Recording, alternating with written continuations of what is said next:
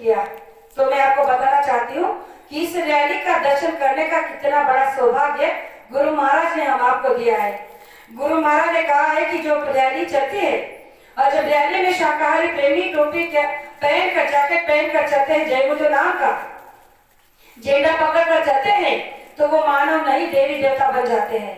और जिस तरह से हम भौतिक संसार की कोई भी मन्नत या मनोकामना देव मंदिर मस्जिद में जाकर भगवान के पास रखते हैं और उन्हें नारियल फूल अगरबत्ती चढ़ाते हैं और ये मनोकामना रखते हैं कि हे भगवान, ये इष्ट देवता देवी देवता जो भी हमारे संसार के हम मानते हैं, जब उनके सामने हम माथा रगड़ कर रखते हैं और नारियल फूल अगरबत्ती चढ़ा कर कहते हैं कि अगर मेरी ये मनोकामना पूर्ण हो जाएगी तो मैं आपको 21, 51, 11 जो भी है आपको पैसे नारियल चढ़ाऊंगी।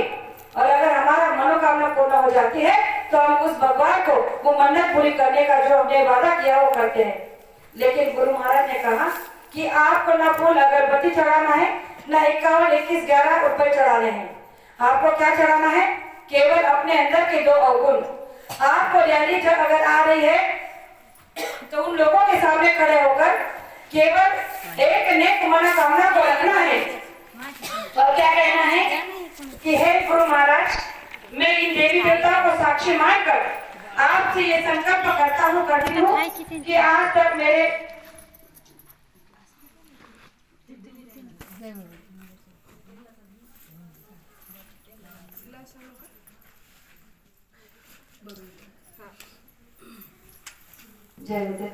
तो गुरु महाराज ने कहा कि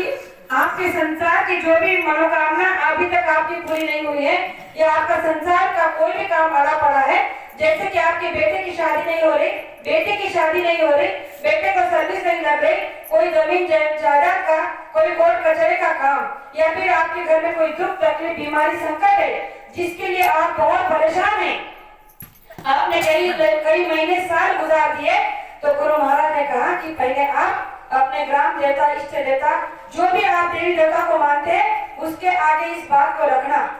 और 6 महीने की मोहलत देकर देखना, अगर वो देवी देवता अगर आपकी उस मनोकामना को पूर्ण करते हैं तो आपको जय गुरु नाम लेने की जरूरत नहीं। लेकिन अगर आपकी उस मनोकामना को देवी देवता आपके कुल देवता इष्ट देवता पूरा नहीं करते हैं तब आप जय गुरु नाम की परीक्षा लेना। सभी बहनों को मैं ध्यान से कहना चाहती हूँ, ध्यान से सुनो, ये आपके एकदम पल्लू में बांधने वाली बात है जिससे आपके जीवन में बहुत काम आने वाली है। गुरु महाराज ने कहा कि जब भी आप जय गुरु नाम की परीक्षा लो तो सबसे पहले अपने सभी देवी देवताओं को पुकार लो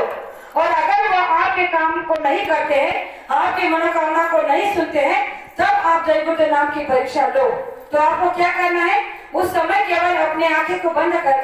जय गुरु नाम को लेकर मन ही मन संकल्प करना है कि हे बाबा जय गुरु जी महाराज, मैं आपके नाम की परीक्षा लेना चाहती हूँ। तो मेरा संसार का ये काम अड़ा पड़ा है जो आज तक इतने महीनों सालों से पूरा नहीं हुआ है, और अगर इस काम को आप पूरा कर देते हैं तो मैं ये संकल्प करती हूँ कि आज के बाद मैं आजीवन शाकाहारी रहूंगा, कभी भी जीवन में मांस मछली का सेवन नहीं करूंगा, शराब जैसी कोई गंदा पदार्थ नहीं पीऊंगा, और अगर आपने मेरी इस मनोकामना को पूरा कर दिया तो मैं जीवन भर आपकी ऋणी रहूंगी, आपका सत्संगी बनकर, आपका शिष्य बनकर रहूंगा। तो बहनों और भाइयों, गुरु महाराज ने कहा है कि अगर 6 महीने के अंदर आपकी ये मनोकामना पूर्ण न हो जाए तो बाबा जी को बाबा जी मत कहना। जय गुरुदेव। आज यहाँ पर जिस माता जी का ये पुण्यतिथि का सत्संग रखा है, मैं उनके लिए तरफ से आपको यही कहना चाहूंगी कि हमारे खैर ताई ने जो सत्संग का उद्देश्य रखा है बड़ा नेक है। अपनी सासू माँ के मर जाने के बाद भी जो इस पंच भौतिक शरीर को छोड़कर चली गई, 1 साल हो गया, उनके जाने के पश्चात भी उन्होंने उनके लिए एक तरह नेक कार्य किया कि आज के दिन सत्संग का कार्यक्रम रखा। इस सत्संग के माध्यम से वो इस गांव के और माता बहनों को यह बताना चाहती हैं कि जो मनुष्य शरीर मुझे मिला, आपको मिला, सबको मिला,